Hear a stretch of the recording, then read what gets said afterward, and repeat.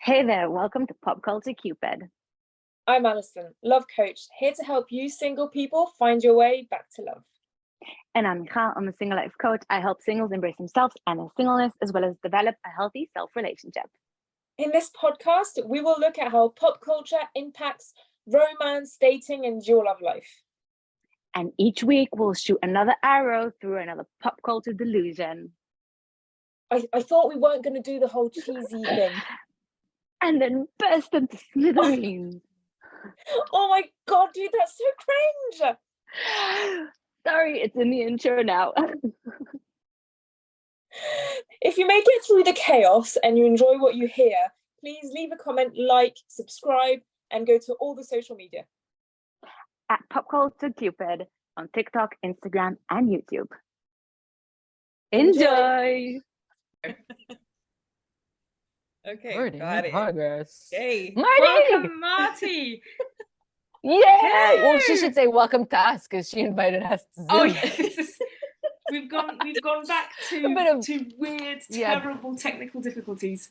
Yeah, no, that's okay. I'm Behind your the guest. I am scenes. your official guest. So I'm here. Yes. Thank you for having me. Well, pleasure. Thank you for coming. Thank you for having us on your Zoom. Marty, our listeners will have just had our amazing jingle, so they know us. Please talk about yourself. Sure. So I'm Marty Ortiz. I am a confidence coach for young women in their 20s. And I do a lot of different approaches with that so that these 20 somethings, and like you just said earlier, I help them figure their shit out, basically. And I just finished saying I should put that on my bio. Maybe, maybe that'll work out a little better. But yeah, so I help them build their confidence. I do that through one-on-one coaching programs. And something that I absolutely love mentioning is the singleness issue, because I have been single for such a long time. So any opportunity that I get to talk about how you are so okay being single, then I will talk about it.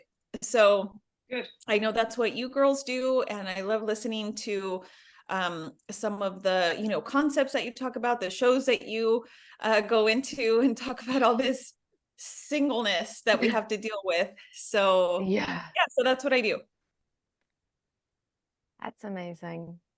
Yeah, welcome, thanks. I think it's, I think the three of us, we kind of like have a trajectory for young women where you start by being in your 20s and figuring it out, and then being single and owning it, things like that, and then getting into a relationship, and how, all of it is just the journey.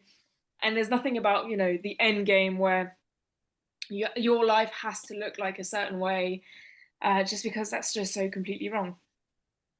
Yeah, absolutely. That's a major topic is, kind of being on your own path, figuring it out for yourself. Yes, figure it out, but not figure it out to, someone else's,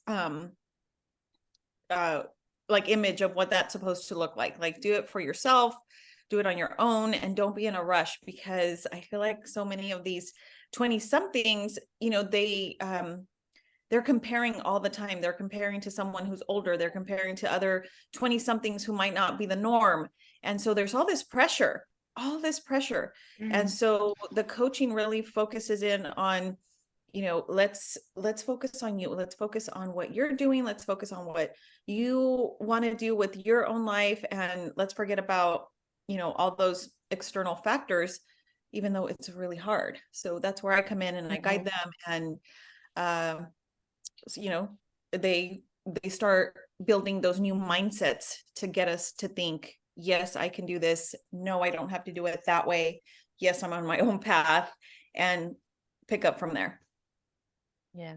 I think our 20s is also when we need it most. It's like, because that's like the age where, I think also when you're in your teenhood, but like when you're in your 20s, you're sort of half an adult, but you're still sort of like figuring things out and you have no idea. And society is a big thing, social media is a big thing, friendships are a big thing, and what everyone's doing is a big thing. So it's like trying to figure out in all that noise where you are. And I think it's just a bit ridiculous how you grow up with society's pressure, and you think that you need to do XYZ by this age or that age or whatever it is, and then you have to spend a whole chunk of your life trying to reverse that and learn a new path, your path, the right path for you, and not what everyone dictates. So I think I wish everyone had, someone advocating for them, especially in your 20s, before you get to that. I love the journey that I had in my life. I think it was incredible, but part of me does wish that I had that person in my 20s, that I wouldn't have wasted it away on just relationship hopping and conforming to society's norms and things like that. And I think we need more of that in the world right now. Yes, I agree. I totally agree. You said advocating for ourselves, but also have that person to advocate for them. Because I think the support part is super important here, because sometimes we're, in our 20s, we kind of, want to fit in. I know that's what I did in college. I was just trying to fit in. So, there were times when I was like, okay, well, maybe this is not the best, group for me, but because I needed to feel like I fit in, to feel like I belonged somewhere, you kind of just separate yourself from what's really important.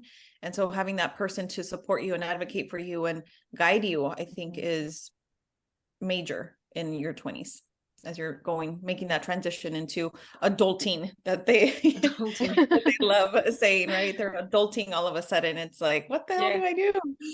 So I mean, to be completely honest, I'm 32. I don't feel like I'm adulting really well at all. I don't think we ever do feel like complete adults. It doesn't. Yeah, I agree. I was talking to my dad a while back, but a couple of years ago, where I was telling him, you're like, now you're in your 50s and you're a homeowner and you've got cars and 3 kids and we're all independent. So when did you start feeling like you've got this? And he goes, I'll let you know when it happens. I was like, oh, great. Yeah. It's going to be like, you go through those phases, right? Of you want to figure it all out. And then you get to that point where you're figuring it out. And then what's after that? You figure more shit out. It's like a constant process. It's never ending. And in our 20s, especially the girls that I work with, they don't understand that. They think like figuring it out means like something really, really specific. And when they get it, that's when they're going to be able to like themselves or have, that fulfillment or whatever it is that they're after. So it's a really hard concept to grasp of, we're figuring it out as we go, like the whole process. Yeah. I think to build on that, we get fed, especially as there's preteens and kids, the happily ever after story, and even kind of when we were in our like teens, we were confronted to people who have been in relationships for 30 to 60 years, parents, grandparents, etc. The thing is that we forget that when our grandparents were our age, life expectancy wasn't the same, and general kind of life was not the same. And so you weren't, you were expected to have shit figured out in your 20s, because you were, sadly kind of so much closer to the end, which is a horrible, morbid way of looking at it. But it is just a way of, we didn't realize that we had so much further down the road to look towards, when career wise, money, everything. And so I'm still completely amazed at the fact that we ask our teenagers to figure out what they want to do for the rest of their lives when they're like 14 or 15.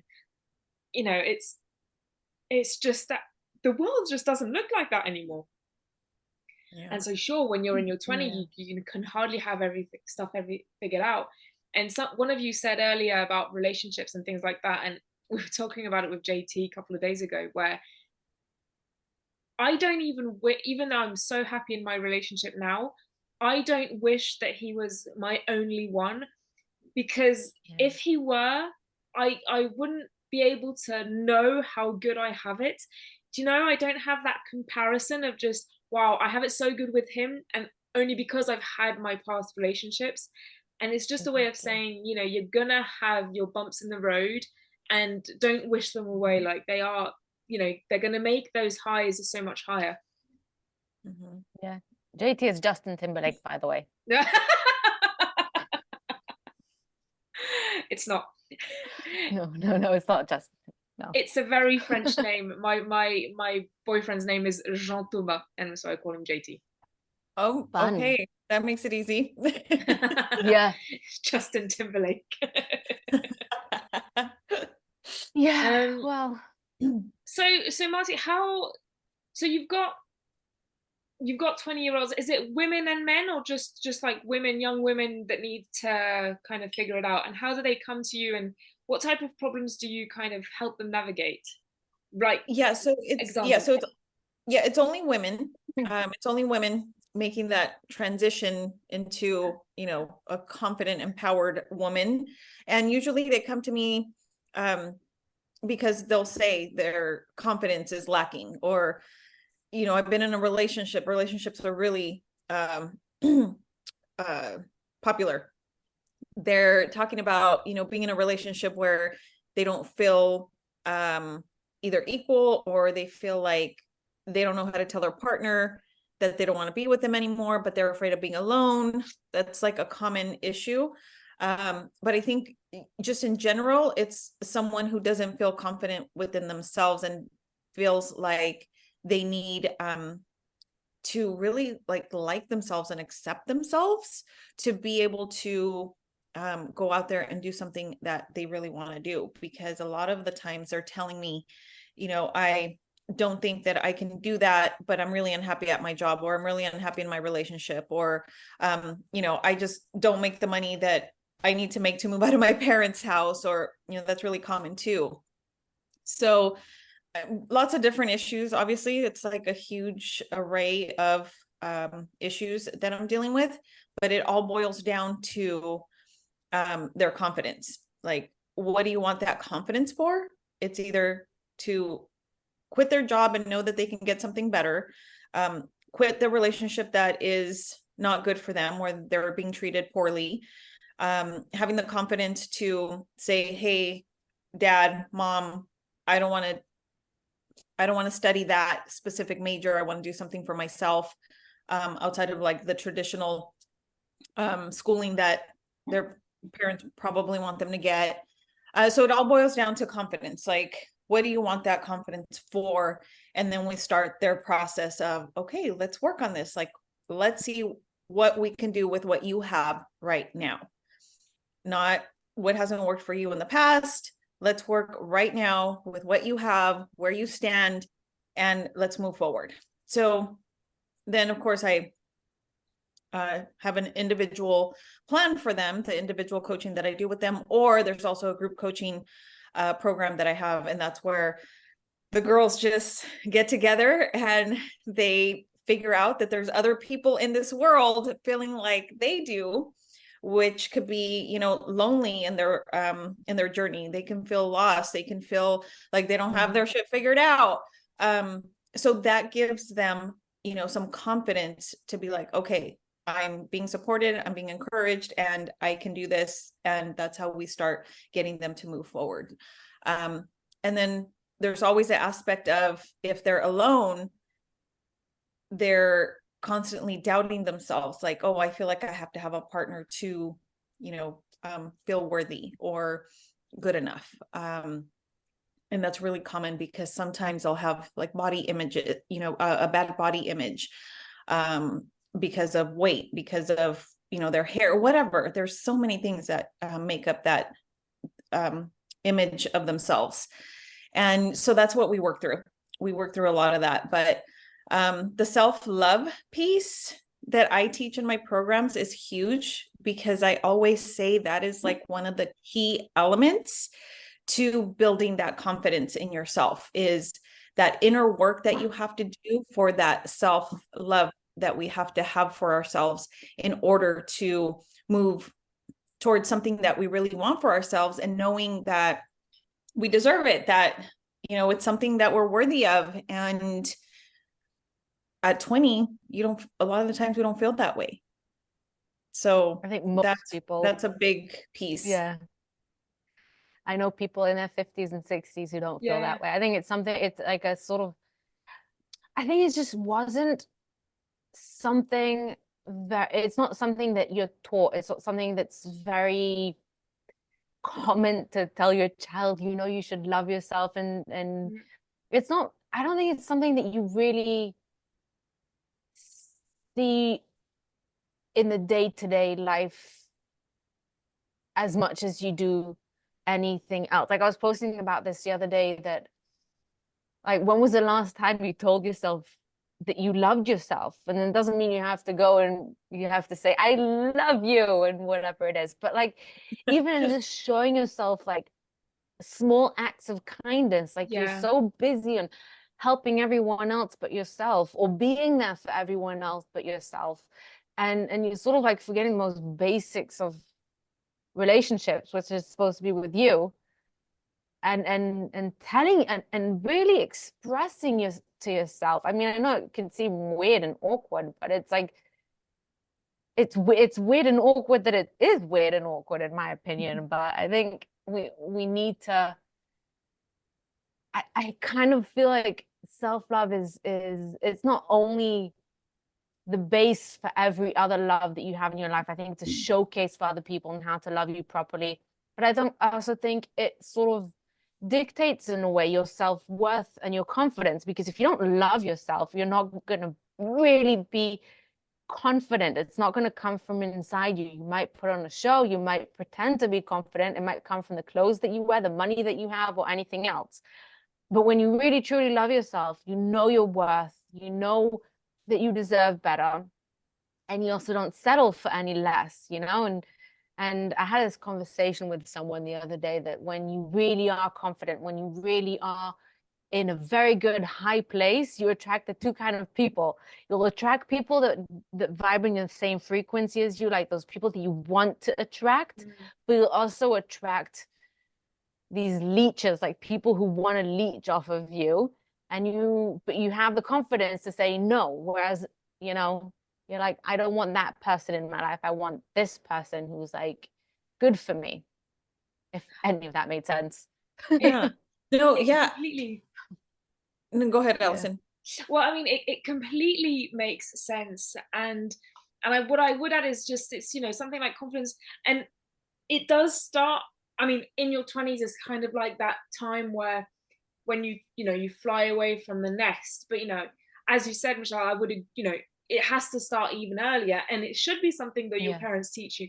And it's great because you see more and more on YouTube and things like that, these parents telling their kids to do these things. So, you know, maybe the next generation is going to have that more, but have just that, I don't know that it's confidence or something, but it is, what I do is that I imagine a little version of that, you know, a little version of me. And I've got a clear image of what I looked like. And it's, it's a tiny little curly haired girl with these big brown eyes.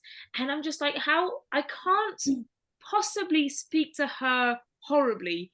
You know, I can't be horrible to her. And I think that it's so much easier for me to love that little innocent, you know, child. I was going to say thing, but it's not very nice. But that, you know, tiny little, you know, baby. And then, you know, and then that's where the love comes from, of just, you know, you wouldn't talk to that version of yourself that way. Don't speak to this version of yourself that way, because you know, it's the same version. That's an important point also. Yeah, I think what came up for me as you're saying that is, I read something where someone talks about carrying a photo of yourself, like when you were a child, and to look at it, and, you know, how would you talk to that child? How would you talk to that person when you were feeling how that child felt?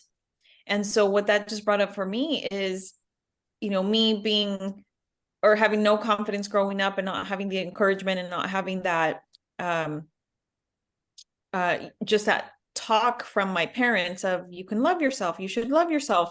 That wasn't talked about in my home. Like, my parents are super traditional, Mexican family. And if you know anything about that, we don't talk feelings, we don't talk emotions. So it was really hard for me to even like myself when I was a little girl, because I wasn't someone who fit in anywhere. I had like the big poofy nappy hair when I was a little girl that everyone made fun of. I had a huge nose, I had crooked teeth.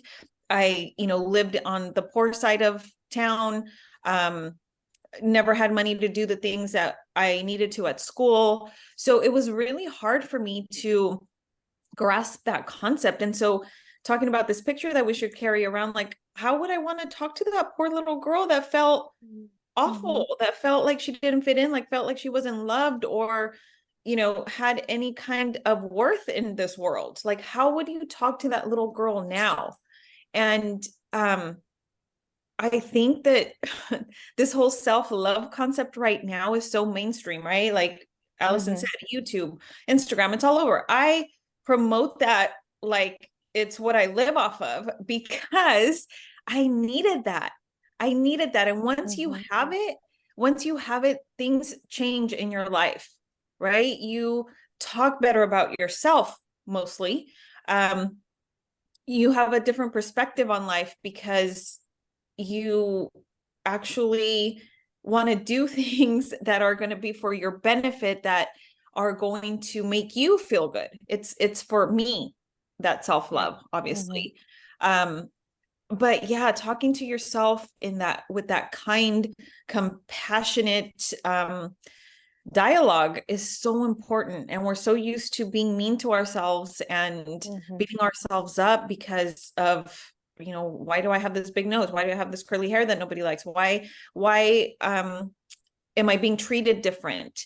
And we grow up with that, and there's nothing to counteract that negativity that we grow up with. So yes, all of our lives, it's important, but because I'm dealing with the 20 somethings when I feel I need it that most, like transitioning into my adult years and making that transition from high school to college, where I was so lost, that's where I feel like I can make the most impact, because there's a lot of people going through that still. That was, I'm old, but that was like 20 years ago, 25 years ago or whatever. And people are still dealing with that now, even though we are promoting it as something that is going to change your life and something that we're continually trying to do with women, especially, showing yourself that love, treating yourself well, talking to yourself positively, doing those affirmations.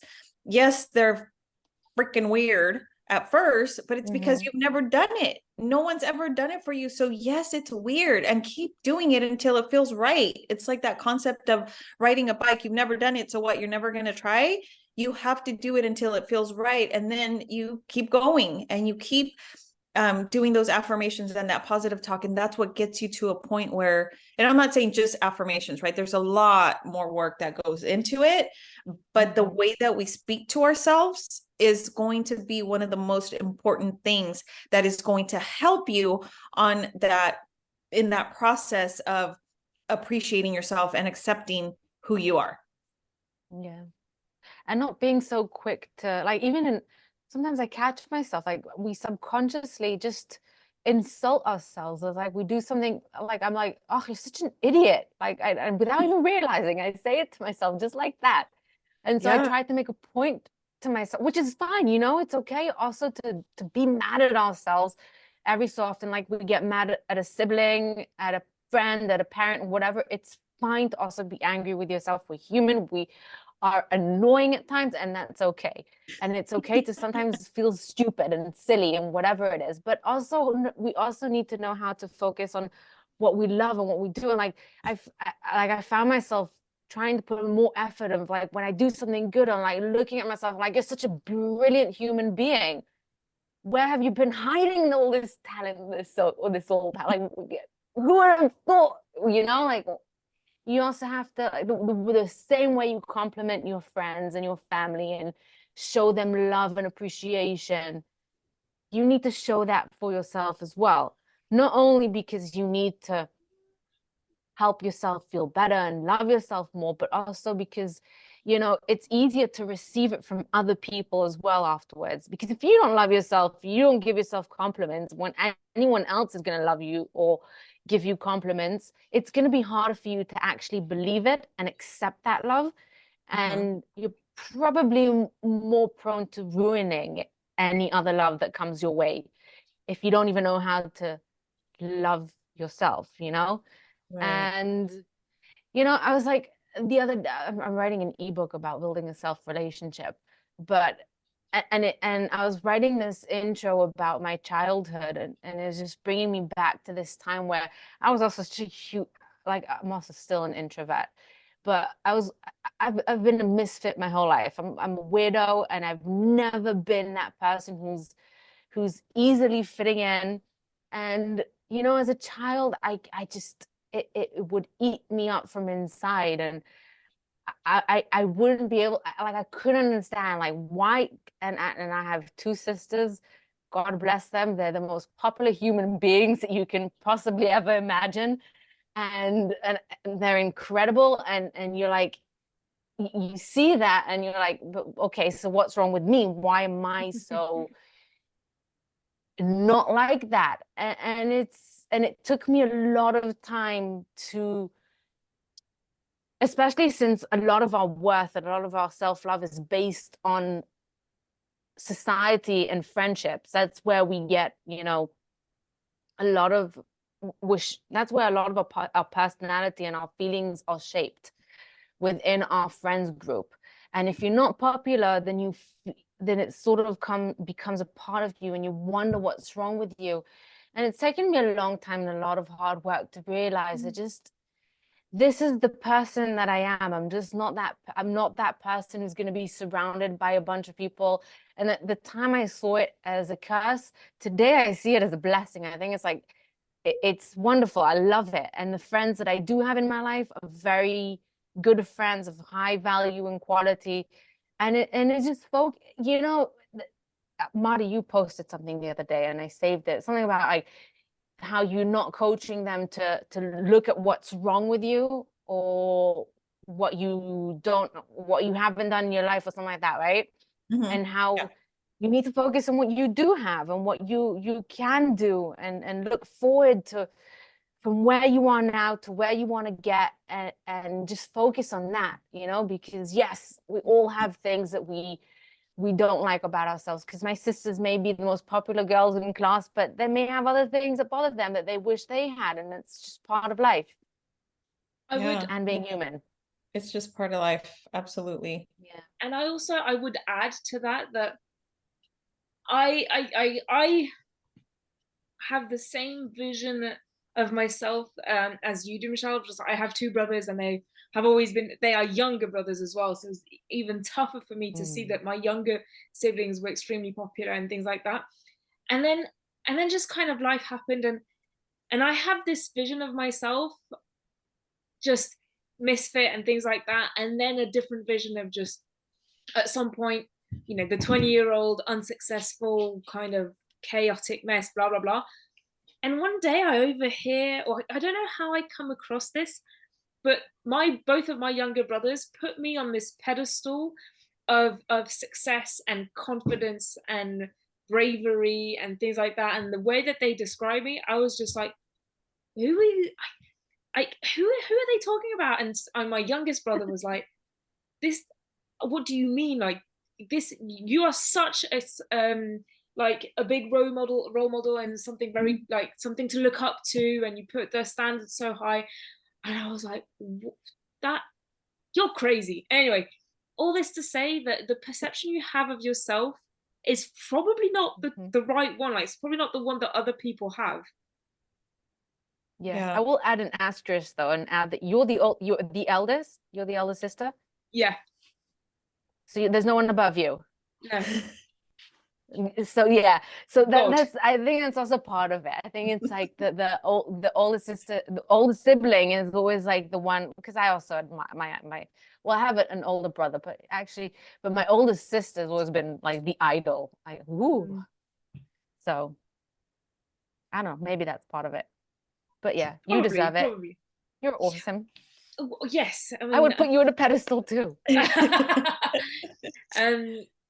But I mean, yeah, and there is some of that as of I'm the older sibling, but it's, you know, the image that you have of yourself, you know, that we talk about self-awareness a lot because of Love is Blind and Love Island and all of this, you know, that there is one side of self-awareness, you know, you guys need to open your eyes about your kind of downfalls, but there is the other side of you know, you're probably not aware of the amazing stuff that you're doing, and you know, and maybe, well, I don't know how, you know, how you guys think about this, but if you can't do it yourself, maybe ask your loved ones and they can kind of help you into that.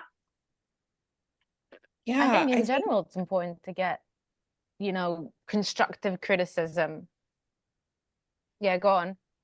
Yeah, I think just having that support, that is really important. Asking people, having people to like bounce your ideas off of, I think is really important, because I remember you know, going back to this concept of not fitting in. So I also felt unworthy of, you know, people's help or people's support, so I just wouldn't ask anyone for anything. And as I've grown up and got that awareness that I cannot do this alone, is when I started to ask for help, because we always think, oh, I can do this by myself, F people, you know, I'm going to get it done. But you don't have to do it that way. That's a very difficult way to go through life, is doing all this stuff on your own. And you also think it's a weakness at times. Like I thought for many years that it's just a weakness to ask for help. Yes. And as you build on everything that you have coming at you, you realize you can't do this alone. And if you're doing it alone, it's just very difficult. And I know, because I've been there, and it feels lonely. It feels like a dark place that you're in, like not being able to ask. But I think a lot of that comes from our feeling of our feeling of not feeling worthy of that help that we can ask for. Because when I started asking for help, people were more than willing to give you that help, and they start seeing you as someone who can help themselves even, right? Like, yes, you're going to ask for help, but you're not asking them to do things for you. There's a difference there. You're asking for help. You're asking for guidance. You're asking for a little support around what you're doing. And I think that says a lot about a person, because every time I read something about, you know, someone who is confident and someone who like really appreciates themselves and feels worthy, is that they go and they ask for help, whether it's a coach, whether it's a mentor, whether it's a parent, a sibling, whatever it is, because they know that they're worthy of that help. And so it all ties back into our level of worthiness. And no, it's not a weakness. It's going to make you a better person. People are always willing to help. That's something that I have found. And now I ask for help. If I legitimately need that help, I'm going to go ask someone who knows about what I'm trying to figure out, whether it's, you know, a feeling that I have of, oh my God, I feel lonely today because I've been alone for so long, or, you know, something in my business. Yes, I try to figure it out. If I can't, I ask for help, and it's perfectly fine. And I wish more people would do that, knowing that they are worthy of that help. It's, I mean, a good way of kind of making an example of that. You know, when you're a child, you don't learn how to, you know, walk, talk, use a fork, bathe yourself. Like, you don't, it doesn't just become innate. Your parents teach you, and then you go to school and you learn, well, you know, debatable how useful all of you learn at school is useful to you today, but you learn some useful stuff. And and for people who do sports at any level, you've got coaches who help you get better. Then you go to adversaries who, somebody who's better than you that makes you even better. You've got all of these everyday kind of just this proof that people helping you is fine. So why is this so, I don't know, why is there a blockage around this? Yeah, I also think we need to know that I feel like a part of us also kind of maybe expects people to ask us if we need help or to notice that we need help. But people either don't notice because we may be better at hiding it than we think, or people may be more oblivious than we think. But I think also a lot of times people would rather you come to them because they don't know how to approach it. They don't know if they should. They don't know what to say. They don't know if it's appropriate. I think I don't know, we sort of just need to, I don't know why it is, why we get to this point, but. Well, and to touch on that, I think that has a lot to do with the aspect of people aren't focused on you, right? As much as people are have their own judging us and looking at what we're doing, they don't care. They're busy. And especially as you get older. Yeah. And so they're not noticing that you might need help. They don't pick up on those clues. I mean, not that we're out there, trying to give out clues that we need help, because a lot of the times we're not. We're just like, oh, I'll figure it out myself. But you have to communicate that. That's a huge thing with my coaching is you want someone to know something, communicate it. They're not going to know. You don't walk around with signs on your forehead, saying I need help or don't cross this boundary with me, or I have a certain expectation. People don't read minds. And so if you need the help, you got to communicate it. People aren't paying as much attention to us as we think. And that's in a good way and a bad way. Like they don't care about you too much because they're focused on them, not because you're not a special person or that you deserve that. It's because we're so focused on us. So if one of you ladies needs help, I'm going to need you to communicate that to me, and I will do whatever I can to help you. But I have to know. And that's a huge thing with these 20 somethings that I coach is like, they don't speak up, and we're not going to know they need that help, whether it's for confidence, for schoolwork, for, something stressful at home. We just don't know. So communication is key. And that's something that is going to make a huge difference in this, being aware of what's going on with your life and how you can help yourself. Is you got to communicate it. I think a lot of times we also don't know how. Yeah, definitely. Amen to that. But I think a lot of times we also don't know, not only not how to communicate, but also we don't know what to communicate. Because, you feel, well, especially when you're younger, I think when you're a teenager, you're angry at the world and you have no idea even why. You just want to be angry. You just want to be frustrated. You want to go out and rebel. But I think also in your 20s, like you just, you get, especially with all this, the social media and the internet and everything, and there's so much anxiety going around and you have no idea why you're feeling it. You have no idea why you need that help. You're just feeling this, that there's something in you, or there's something in your life that isn't working properly. You don't know what it is, and you don't know how to voice it to yourself.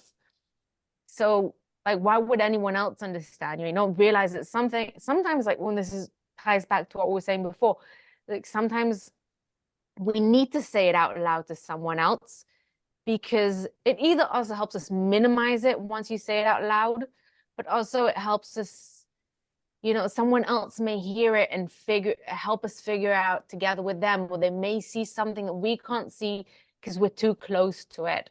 And we also need to learn how to accept the help and how to accept the, like I said before, the constructive criticism or what the other person has to say. A lot of times we also don't want to hear it. There's certain truths that we're not willing to put up because we don't want that. We don't want to put in the effort. We don't want to put in the hard work. We don't want to face the fact that there's something wrong with us, with quotation marks, because I don't believe it's, you know, there's nothing wrong with us. There's just certain things that need to be worked on and tweaked, like a car that needs like an engine check. It's, I don't know that check it's engine light is on. Yeah. Actually, you say that jokingly, but I think that's actually the perfect metaphor. I should use that. You should. Yeah. I mean, make a note of it. It's like 40 minutes in the recording. It's not that there's something wrong with you, but it is what we keep going back to these last few episodes of self-awareness. And you just want to be aware of your downfalls. And it doesn't mean that it's wrong or you're a bad person. It just means that everybody's human and everybody's going to mess up at one point or another. And I think that's just, you need to accept that about yourself. And me personally, it took me a long time to just accept that I have these flaws. And so the more I kind of shoved them away, the bigger they came out when they did come out. And I was just like, now I need to just be aware of this and make that better. And what I would add to what you were saying is that the feedback, you want to make sure also that you're surrounding yourself by the right people. Because I think, especially with these 20 kind of like these vulnerable 20-year-olds, they might surround themselves by the wrong people who are very happy to give them advice. It's just not the right one. And, you know, in relationships, may they be romantic or friendship or even family, you want to make sure that you're surrounding yourself by the right people who will build you up, but who will also be kind of honest with you with just like fair and constructive criticism. And I think that's also a tough part, that we don't ever learn how to do that. It's just, you know, you either figure it out or things like that, but at school or in family and even today, it's not something that I see talked about a lot, of just surrounding yourself with the right people, learning how to do it. It is really important, because, you know, misery loves company, and people sometimes have a hard time seeing others flourish. They want to bring you down and they want to make you feel as bad as they do. Or maybe even subconsciously, I find that I'm very much impacted by people's vibrations. So if I'm surrounded by if I'm next to someone who's having anxiety, who's always anxious, always stressed, then I can feel myself starting to get stressed myself. And I feel like it really impacts me. And so you know, so they have more of a tendency to talk negatively, or, you know, there's so many self-proclaimed experts these days. People think that just because they read something on Instagram or because they saw a video on TikTok, suddenly they're experts and they know everything there is to know without actually, you know, really understanding. So it's important to know where to get your information from, to know who to speak to, and what it is you're trying to learn about yourself, or to learn about your life, what you're trying to change.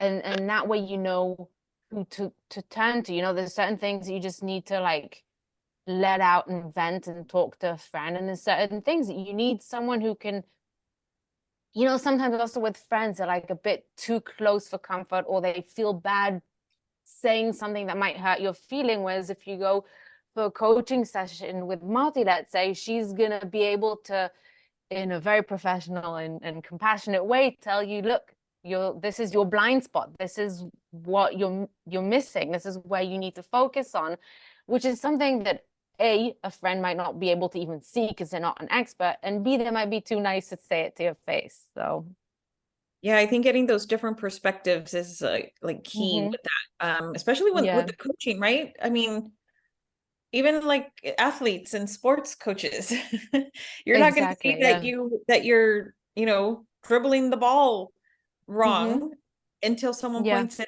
out, and a way that you can do it better that's going to improve your game. Same thing with life. Anything that comes to us where, you know, we're getting an opinion from someone else, sometimes it's hard to hear it from someone who's really close to us. But I feel like when it comes from a coach like me, someone who is neutral, who doesn't know like the ins and outs of your life, but can point something out and, hey, what about this over here? Well, they've never thought about it that way. And so, yeah, getting those different perspectives from the right people, like Allison said, make sure they are the right people. Like, don't go ask, swimming coach how to dribble a basketball, because, two different, two complete different topics there, sports there. And so you got to get the right people and ask, obviously, the right questions if you're trying to get to something. But if not, that coach is going to be able to point things out that are going to help you and maybe see things in a different light that are going to help you on that journey, whatever it is you're on, whether if it's to self-awareness, to confidence, to self-love, it's going to help you. Yeah. I just read Stephen Bartlett's book. Well, I heard the book. I don't know if that's considered reading it, and he said that, and he was like, it's called the 33 Laws for Business and Life or something like that. And so I think he was talking about how it's not how you do it, it's who you do it with. So it's not supposed to ask how, but who. And I think he was talking a little bit more about business in this part, but I think it's right in everything in life. It's not about just how you're going to do something or how you're going to get somewhere. It's about who you're surrounding yourself with, or who you're asking for help from, who's going to help you do this, whose advice are you going to take. Yes, you need to learn how to fend for yourself and be strong on your own, and how to also, self-reflect and do introspection work and things like that. But it's also really important to have the right people in your life and the strong support system of people that are able to help you in the right ways, Yeah, absolutely.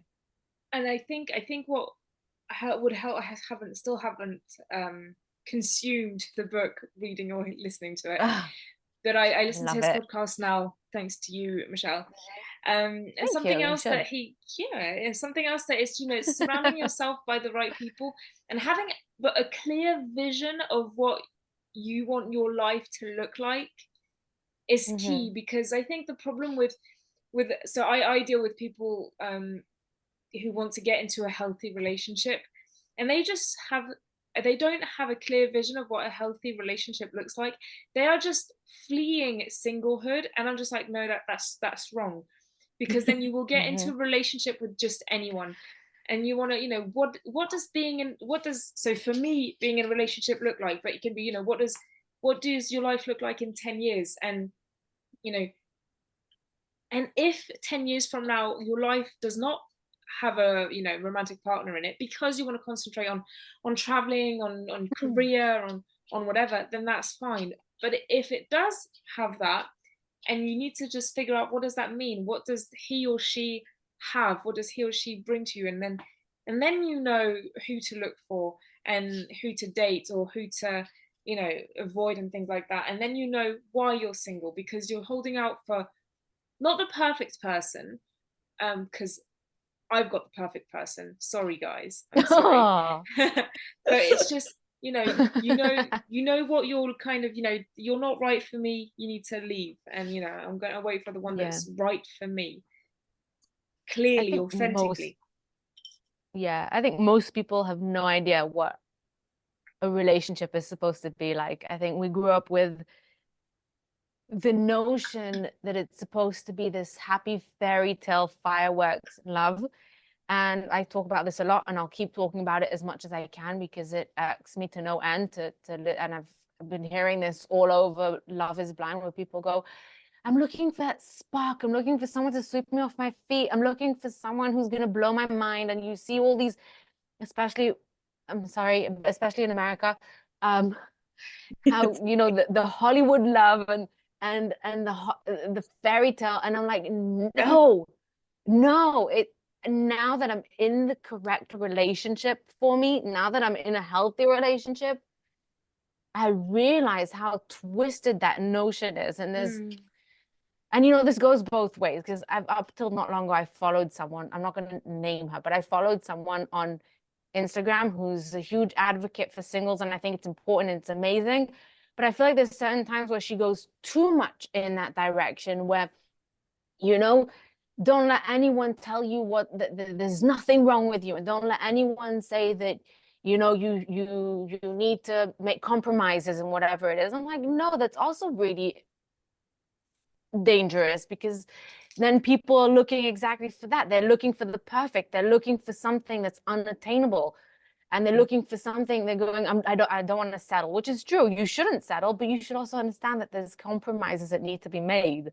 There's certain things that it's just never going to be perfect, and I don't like the extremists from both sides, of one side saying don't settle at all and don't compromise and just wait it out until you find the perfect person, and then the other side that that shows that fairy tale love and the sparks and the fireworks. So you sort of, yeah. Yeah, I think that compromising part is huge, because that, what you're saying brings up the part where there's people that will say, oh, well, you want all of this, right? You want a guy to have the 6-figure income. You want him to be tall. You want him to be fit. You want him to treat you like a queen.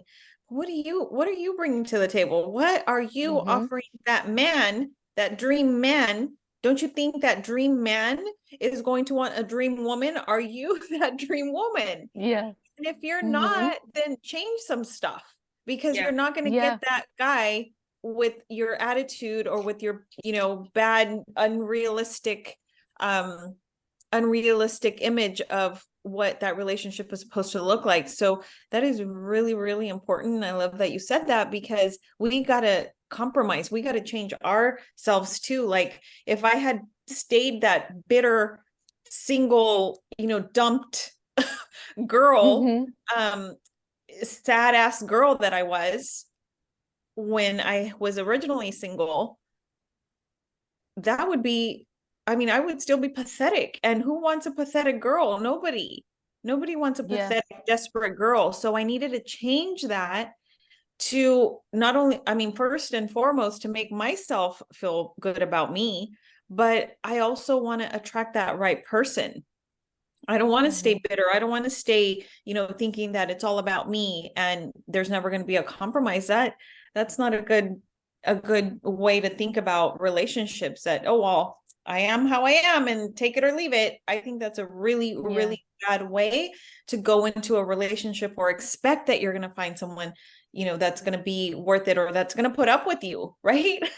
Well, this is how I am, so take it or leave it, or, there's the door. Like, that's not a good way to be in a relationship, I don't think. I completely agree. And I think it's, romantic relationship, but any type of, relationship, if you want to, you could be, I once read this Reddit post where this person was just owning the fact that they only had 2 friends and they weren't compromising on anything. It's like, oh, it's fine, I'm alone now, I have 2 friends, and, that's that. Like, if you are unwilling to compromise, if you want to, be unapologetically yourself and not changing things, that's what's going to happen. You're just going to have 2 people in your life, or 1 or 0. And this person, which is also fine if that's what's good for you, by the way. Exactly. It is fine. And this person was, they were saying, I don't keep in touch with my family, blah blah blah. I have these 2 people, and that's that. And they were saying, this is who I am. And so they were talking about how they didn't go to a wedding, and now am I the a-hole for not going to the wedding, etc., etc. And ultimately this person was saying, I don't really care, like, this person's angry, but I'm just, what happened. And this person is completely owning it. So if you want to completely own it, that's fine. Just know that that's what's going to happen, because we're all so different from each other that if you're unwilling to compromise, you're just going to be on your own. And if that's what you want, that's fine. But if you want to surround yourself with friends, family, and partner, and work for, in a working area, I think this person was like a web developer working for him or herself. So, really completely loner on his own.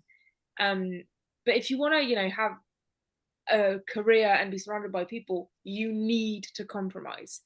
Not a lot, not change who you are, but compromise. That's how we live in community. I don't think compromise like your values, right? Don't compromise your values. No. Don't compromise, your standards, that kind of thing.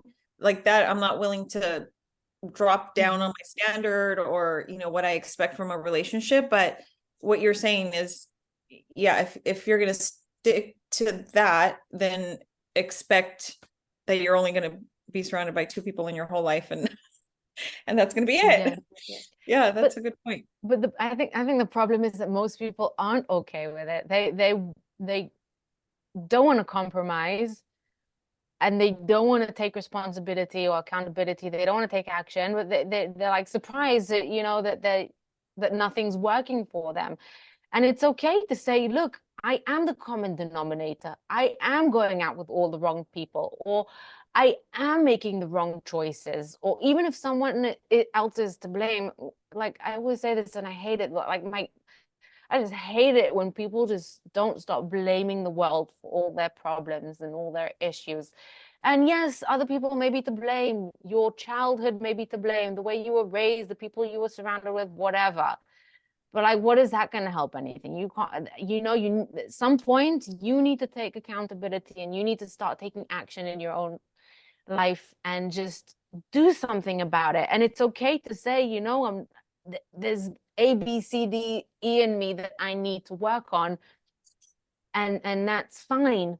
And I just can't stand that, you know, whole victimhood thing where, you know, no one's loving me for who I am, and no one's willing to date me, or no, this is not working and that's not working, and I'm still single and I'm lovable, whatever, but we're not actually doing anything to change it, or we're expecting to get perfect when we're not giving perfect, as you said, Marty. So it's like, it just at some point, you know, and I think again, it's not about lowering your standards, and it's not about giving up on your values, because those very much need to stay up here. It's about understanding that no person in any type of relationship you have in your life is going to be perfect, and is always going to require some form of compromise. And you just have to decide on what you're willing to compromise on and what you're not. And I think we just want someone to come and blow us away and sweep us off our feet. And I found that that's only preventing us from meeting the right people in our lives. Mm-hmm. I agree with that. I think you said it. Hi, JT. Oh, hi, JT. I don't know JT, but hi. Hello. Yeah, I think this is very interesting, and I honestly think I can talk about this all day, especially with you know, just being so okay with being alone until you find that right person, like Allison had mentioned at the beginning, you know. Yeah, just being confident in who you are and what you do for yourself is really important. And you know, you start attracting better. I think that's a huge thing, that when you're better, you attract better in every aspect of your life, whether it's work, relationships, your friends. I mean, just opportunities. You attract better opportunities when you are that better version of yourself, that better version that I feel like so many of us are always trying to get to. You know, we're trying to become better. And that's a good thing, that you're not staying stagnant, that you're not staying the person that you say you are because of how you grew up, right? A lot of the times we blame like our past, or I know for me, I used to blame like my parents didn't show me love, so how am I going to find love, or how am I going to love myself? Nope, that's not my story anymore. It's I can do it for myself. And we all can. I think we all can, and get to that point where we really appreciate ourselves and love ourselves. And once you do that, I think you also inspire other people, right? Like you ladies, I love hearing you speak and talk about it, because you're inspiring other people to really go out and find what you need to do to love yourself, to find that love, and to validate yourself and feel like you deserve better in this world. So you're definitely an inspiration, and I love what you're doing. And I love seeing you guys, and I appreciate you having me on. Thank you so much. I think that's such a lovely note to kind of wrap up on. Yeah, I think it's great. I think, you know, seeing people who just want to make the world just even one person better is still, you know, it's still such an achievement. And I think, you know, all of us here kind of want to make that our mission, and I think that, you know, that's great. Yeah, thank you for the work you do. Well, thank you, and you're welcome. Yeah, so you can find me at Marty Ortiz Coaching, all one word.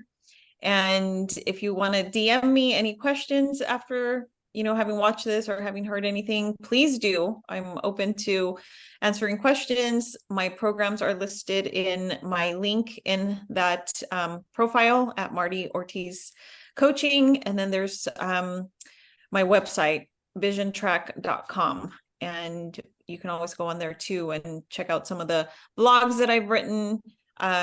So you can get a sense of, you know, the type of coaching that I do, but mostly on Instagram and Facebook at Marty Ortiz Coaching is where you're going to find me. And Michelle and I are, you know, same old pop culture Cupid on all the social media platforms, YouTube, Spotify. Follow us, leave a like. Thank you, Marty.